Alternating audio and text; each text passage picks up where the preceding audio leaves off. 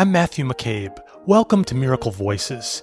Each episode, we will be delving into stories of forgiveness, healing, and transformation that have come about from integrating the principles of the book A Course in Miracles.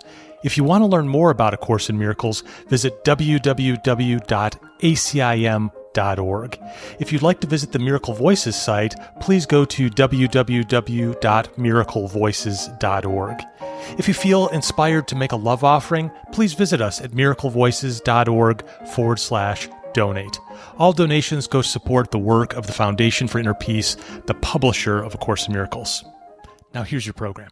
Hello, everybody, and welcome back to another edition of Miracle Voices. This is your co-host, Matt McCabe, here with my co-host, Tam Morgan. Tam, how you doing today? I'm doing okay. How are you doing, Matt? Doing good, thank you. Yeah. And I'm really excited for our guest today, Terri Miles. Terri, welcome to Miracle Voices. Yeah. Thank you. I'm happy to be here. Where are you sitting in the world, Terri? I am in Southern California in a suburb called Gardena. Nice. Also a super fragrant flower, the gardenia. Yeah. That's one of my favorites. Yeah. Wonderful. Well, we'd like to start with, how did A Course in Miracles come into your life, Terri? I love this question, and I've been thinking about it a lot because people have asked me lately how the Course has come into my life, and I credit my husband, Albert. The Course kind of came into his life. Albert used to read to me when we first married in 2013, and we were at a bookstore, and he got a coupon for a discount on a book, and it happened to be a book. It was Gary Renard's Disappearance of the Universe, and so he purchased that book and read that, and then he kind of read some excerpts from that to me, and then the Course came about, and he started reading that, and I said, "Oh, well, that book is so big, read that to me." And he starts reading it for himself, and he says to me, this isn't that. You're going to have to read this one for yourself." And so that's kind of how it came about for me. Was that the end of the reading? Nope. Does that still go on? It doesn't go on much. I suppose I could, ask to bring that back. Yeah. But the Course kind of takes up quite a bit of my reading time, so I'm grateful for that. Well, now that we have the audio app, you can have it read to you no matter what. Oh my gosh, and I love that so much. Yeah. And what happened after that, Terri? You started to just jump in. Did your life start to change? Did you start to think about things differently? Not right away, actually. So that was around, I don't know, we were married 2013. Around 2014 was when we were first able to attend a group at our local spiritual center. And that's kind of where it started. And I really couldn't get into it right away, but I didn't resist it. And so I was really grateful for that. And then, so from about 2014 to 2017, we were part of this group, and I really began to enjoy it a lot. And that's when I think during that time, I started to notice changes in my life. And 2018, the group that we were part of, that particular facilitator asked me to take it over. So I took that group over, and that has morphed into groups that I'm still facilitating all the way up to. So was this... Go ahead, Tam. Well, I was just going to ask, when you say that group and many other groups, how, throughout the week, different groups, different places, different subject, what are the other groups? Yeah, absolutely. So from 2014 to 2017, about this group that we were part of was at the spiritual center called Agape International Spiritual Center here in Los Angeles. And it's also the place where I study to be a spiritual practitioner. And I can talk more about that if you want. But at that time, the group was meeting in person, and then they moved to another facility in Los Angeles, and, there wasn't space for the group to meet, and so we began to meet here in our home, and then later, the facilitator asked me to take the group over. I took the group over in 2018. We continued to meet in our home, and I really took, about a year trying to get space at that facility, at that spiritual center in the new location, and I realized I was fighting and trying, and the moment I released that, um, we just continued to meet here in our home, and then, of course, 2020, when COVID hit, we switched to Zoom. And so Zoom meetings took place and continue to take place every Sunday, 3 p.m. Pacific. And then I got a hit. It's like, there are other people around the world that are looking for spaces to meet in Zoom. And so that morphed into adding a Monday group at 11 a.m. Pacific, still in Zoom. And then I was asked to support another group that meets on Tuesdays in Zoom. And so I do that as well. And then I was asked or invited to facilitate a group in person at a Unity church, Unity of the West Side here in Los Angeles, California. And so I've been facilitating that in-person group every Wednesday evening at 7 p.m. Oh, I didn't know there were so many groups. I don't think I've ever been to a group. Oh, well, come on over to ours. You're Man, I welcome. didn't know where to go. Yeah, it's nice. I always have people asking me, actually, for groups, who wanna go in person. In fact, last week I met someone who was telling me all about how she, went to this group, and I said, "Do you like it?" And she said, "Well, it's my opportunity for forgiveness Mhm. Yeah. practices." And I said, "Why?" And she said, "Well, the people are spiky."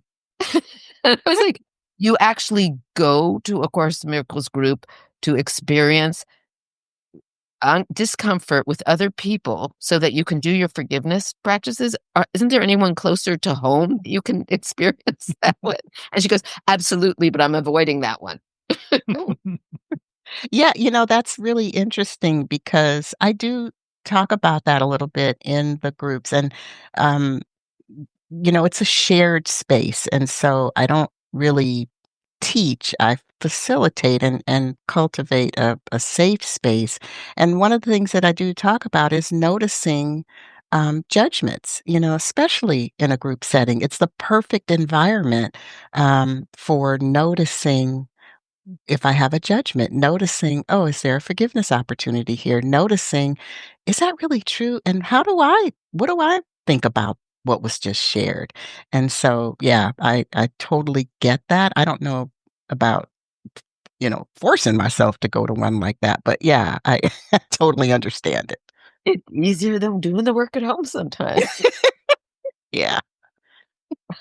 Yeah, I mean, I always smile because everything I absolutely believe is for its own reason, and I'm not to judge, but I always go to, "Does anyone remember this is a self-taught course?" There are now teachers, Exactly. and then many of the teachers don't like the other teachers, and I was like, "Wait a second, what's going on here?" And the answer is, "We're human. Hmm. This is our work." It will constantly replicate itself on all the levels that are human levels, and it's given the opportunity to learn in them. So if a group is helpful for a person, fabulous. If, this just self-taught, you're still gonna get those lessons. You know, if you walk up the door and see another human, you're going to get those lessons. If you don't have a human and you have an animal, you're gonna get those lessons. And Absolutely. wherever you're moved to find them and get them. But Yeah. I'm glad that you do have these places for people to come who really want to, and the support that they get, and in practicing the principles within for it to be a safe place is, really necessary and full of gratitude that you are doing that. Thank you. Thank you. Yeah. Terri, you must have had some sort of feeling like what I'm seeing's not enough, or it's like I'm searching for something. There's a hole missing and there's a piece missing from the puzzle. What kind of yearning did you have to find something like this? And when you did kind of jump into it? That's a great question. I don't know that I had, um, a f I'm not sure about that. That's a great I should say that's a great question. I just know when I began to so I didn't understand it, and I still don't understand all of it completely, right? Um, but when I began to just read and practice and then apply the lessons and the principles in my everyday living, even just the smallest thing, I just began to notice, peace, and that's really the way that I can honestly describe it, and it just kinda morphed that way, and maybe there was a part of me that was looking or wanting. It didn't feel like a yearning or anything like that. It felt natural. Hmm. I love hearing that. It just shows all the different types and instances that people come to a path of awakening. I remember being, at an ashram at one point, through my travels through India, and there were several times where someone said, "I've had this deep yearning for this awakening, and I was traveling, and I came with my friend here who didn't care about it, and the friend got an awakening experience, and I got nothing," you know?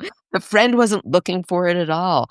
So there really doesn't always have to be that I had this deep yearning or this spiritual crisis that got me to the course. Yeah, Sometimes the course just finds you. yeah. Yeah. Now that's not to say that I didn't have, opportunities before that where I was, feeling that something was missing or there's gotta be another way, Mhm. um, and so, yeah, that's yeah. Yeah, I mean, I can imagine anything, but it's harder to imagine that no one ever has that experience, that something's gotta be a little bit better than this. Exactly, and I had that's what I was telling my husband Albert, when I was talking about coming to this space. I said, I don't I don't have one of those, you know, "Oh my god, my life is falling apart," and then the course showed up moments.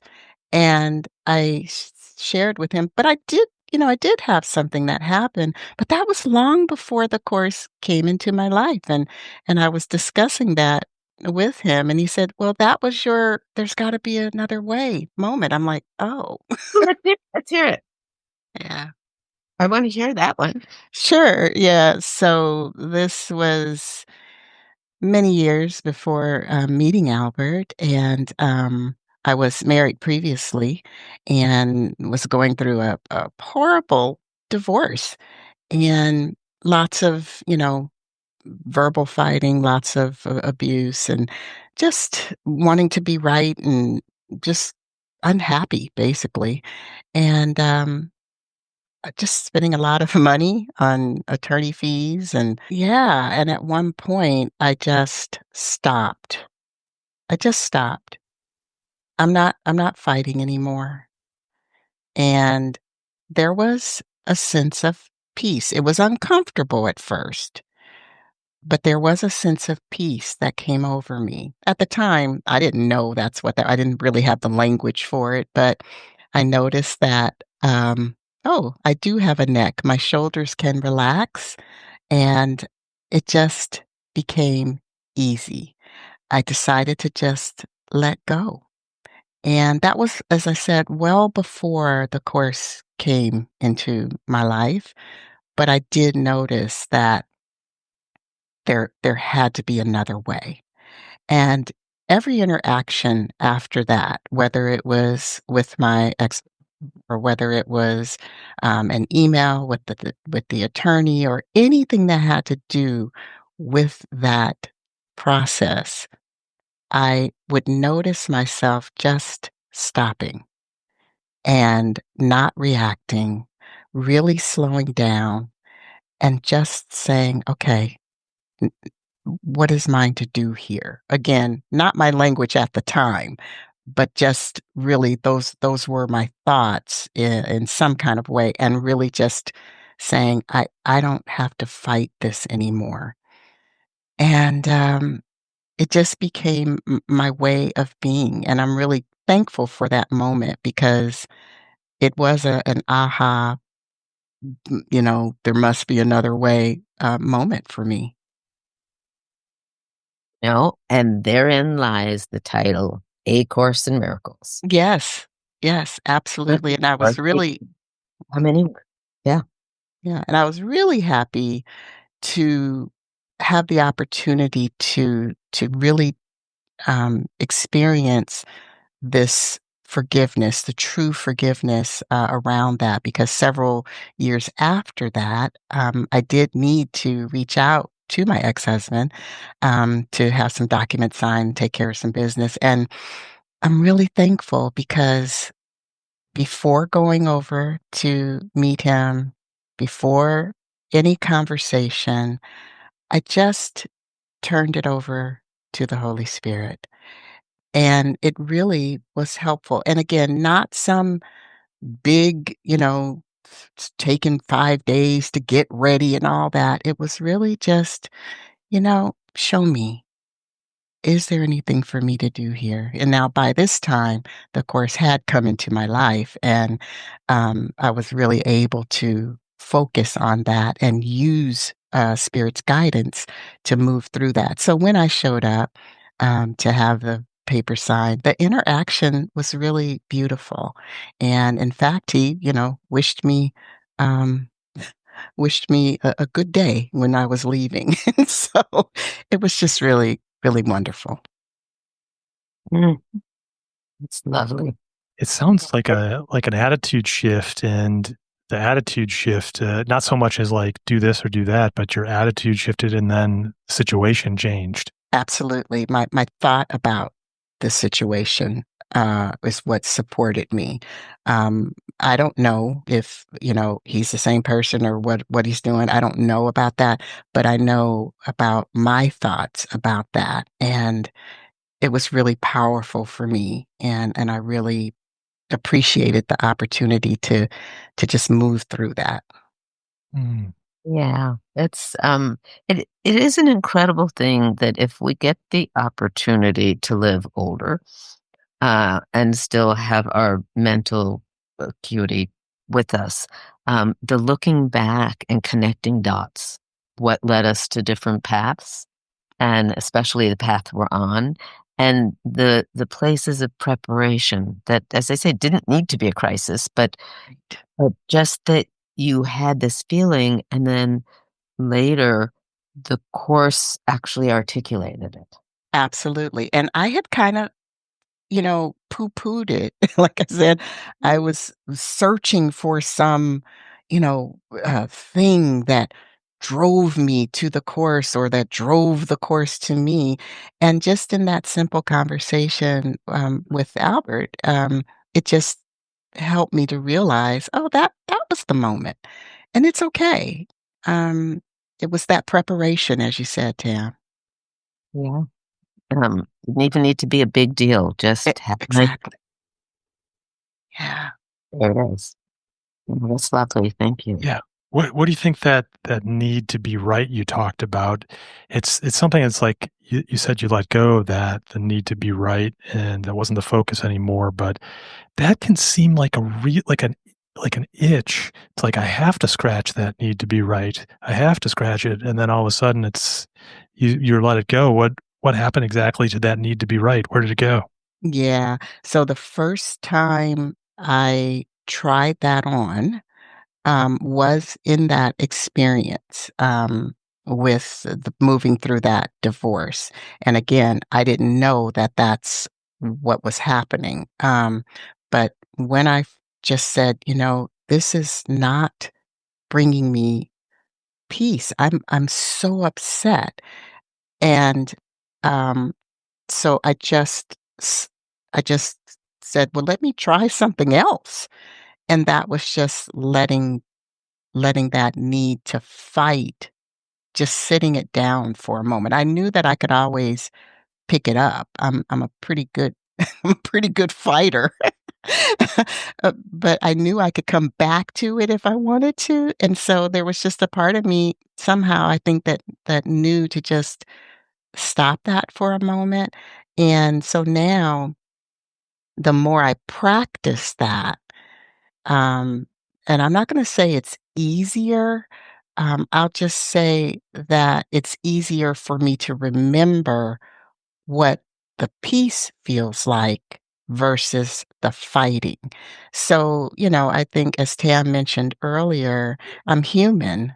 Um, so the need that little itch is there, right? um, but the pause in noticing, okay, do I really need to fight this? Do I really need to be right here? Is it really that important? That practice of noticing that is stronger. And so again, I can't say that the itch goes away because I'm human. But I like to say that the practice of trying on noticing where I am in a moment um, is maybe a stronger itch. Yeah, well said. Yeah, Well, I've even found in those situations too, when I know that how good peace feels, but the part of my personality that's still rebellious is like, "Wait, I'm not taking care of myself just to hand myself over to peace. Mhm. I shouldn't let go of this." Yeah. And that rebellious part usually makes me laugh. Like, it used to make me identify with it, but now when I hear that voice, it's like, "Oh, I know that little child. I think I'm gonna choose peace, thank you." Mhm. Yeah. Creates a lot less drama. It does. It really makes for a more peaceful way of living. And Mhm. and again, it doesn't mean that it goes away. It simply means that I have more dominion over it. I'm choosing to listen to Holy Spirit versus the voice of the ego. That's like literally what's happening. Absolutely. And I think for me, in growing up, peace was synonymous with boring, Mm. and I like to extract that. No, no, no, no, not true. Mhm. No, yeah. It's funny they mentioned that. It does to the ego. It's like that's boring. That's boring. boringness. I There's want no some drama drama. there. Like I'm not going to tune into a TV show that has no drama, right? There's got to be something. Mhm. Exactly. And retrain, I mean, that's what the course is for, to retrain your mind to go, "Oh, Absolutely. actually, peace is rather ecstatic. Yeah. Yeah. What a surprise." Yeah. Yeah. Yeah. Ah, I had the same thing with men too. If they were complicated and difficult, they were way more interesting until I went, "Oh my god, actually, look at this wonderful man who is hearing. Wow, that can be way more fun in a whole different way." yeah. And really, in all my relationships, can be looked at that way. Yes, absolutely. Yep, it is contagious. Yep. Yeah. Well, Terry, when you get caught in an ego storm now, and it's just like a riptide just takes you from the beach and pulls you all the way out from shore, and like, how did I get here? But I gotta find a way to get back in God mode and out of this ego mode. How do you kind of recenter yourself and kind of find your way back? Yeah, sometimes, I'm not able to, in all honesty. Sometimes I go right on out there fighting in the tide, um, you know, caught in the curl and just doing it. Um, with the course and with my practices, I do come back quicker, and, I like to say that stopping or pausing, um, is something that the course has really supported, me with. And so when I say that, I mean, pausing, uh, my thought for a moment, stopping, from going out there into that riffraff, and the course has really supported me in slowing down in that way. And so in those storms, um, on my better days, I can pause, I can stop, and again, this is not some going to the mountain for 40 days and holding a mudra. It's like maybe 30 seconds. "Hold on a second, what is happening?" I Right. remember I remember one time just pausing as I was backing out of my driveway going someplace and just stopping in a moment, right dead in the middle of the street, right in reverse, because I was so far into whatever it was I was doing, I really wasn't present. And so just taking, 5, 10 seconds to just come back for a moment. I thought it was fantastic for you to say that when you paused, what was going on is you were going in reverse. I was. Yeah, I was so the absolutely. going in reverse was just like a rewind, reset, pause for a I moment. that is so true, I had never thought about it like that, and that's exactly what was happening, and I just stopped, foot on the brake, and just gave myself a moment to just notice where I was, where my thoughts were. So the pausing, in those moments is just noticing where I am in my thoughts. And again, do I always do it perfectly? No. Um, but do can I wake up a little quicker in those moments now with my practice? Absolutely. And I'm very grateful for it. The course has really supported me in slowing down, pausing, and really noticing where I am in a moment in my thoughts. I have found that in my life, there's been a few times in my life where my back has gone out. And each time it was because I wasn't slowing down and my body insisted that I did so that I could do exactly that. But in a grander life scheme of what's going on in my life that I'm flat on my back and I have to review this. And each of those times when I came out and I got healthy and my back was okay, after a few days, once it was a week, something huge changed in my life. And it was like my body was physically letting me practice the course. Even Absolutely. even though it's not the best way, like, sometimes I get so excited when I get sick because I then can stop doing everything I have to do, and I go, "I'm so sorry, body, I really have to figure out a more healthy way to do this." But there is a kindness to it. It teaches us the same thing if we do then listen to, "Okay, it's telling me on every single front now, pause." Yeah. Absolutely. I love that. And I could tell you the body, it's that communication tool. So let me take a listen. It's giving me some information. I don't have to fall down the rabbit hole and make it real. I certainly can notice what information it's giving me and use it in a helpful way. So that's thank you for sharing that, Oh, Tam. exactly, because so many other times we can think of the body as an enemy, like, "How could you have done that to me? I had an important thing I had to do, and you stopped me because you got me sick, you got me this," instead of, "Well, actually, the body is telling me something." Right.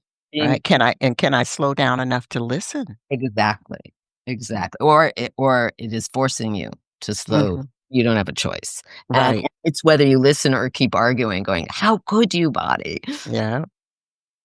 Yeah. It's almost like the truth of the course actually exists on every single level. Yes. And Yeah. and all it takes over and over again is listening. Yeah. Terri, your how you get recentered remind me of that Zen monk Adyashanti, I think his name is. He says something like, "The mind doesn't quiet down because you succeed at controlling your thoughts, but because you fail." And it's like this giving up, like I'm just gonna let go of it now. Yeah. Yeah. Well, Terri, it's come to the point where we must know your comfort food. Well, wait a Comfort. second. I just want to know. So, was your ex-husband your greatest forgiveness story? I don't know if there's a level of that, but it was one that uh, came to mind as I was thinking about Yeah. this conversation. Mhm. So yeah, there's I'm sure been many, Mhm. but this one was one that kind of I think it's a touchstone for me. So yes. No, I wanted to double check on it because in hearing how much you facilitate groups, I wondered if there was anything there as well that comes up where you go, "I can't believe this. I can't stand this. What am I doing here?" Uh, And I haven't quite had that. it's great. Yeah, Yeah. and again, those groups are they're perfect fertile ground for noticing where I am at any moment, noticing my thoughts, and, again, real-time practice is what they provide for me. Yeah, and that you consciously have made them into safe spaces for that is what's so. Yes. Yes, that is important, and I have had, people share with me, um, that they've gone to other places and other spaces and tried other groups, and, um, I say this with most love, um, that they didn't feel as safe, and so I really turn every meeting over to spirit and really trust in its guidance, and sometimes there are difficult moments where I may have to say something to kinda bring that safety space back and the reminder that, we can pick those judgments up later. Um, and for now, let's just notice what we're doing, notice our thoughts. And I just trust that guidance from spirit. It is something that I lean into wholeheartedly when in those spaces. Thank you. Thank you for that. Okay, sorry, Matt. Yes, Terri, we must know your comfort food. What is it? Um, well, macaroni and cheese has always been, something that I have always liked, macaroni and cheese. Mm. And I also can I have more than one? Sure. Yeah, but Uh, wait, like the kind where the top is all crispy and yummy, or a looser one, or there's uh-huh. I bones in it.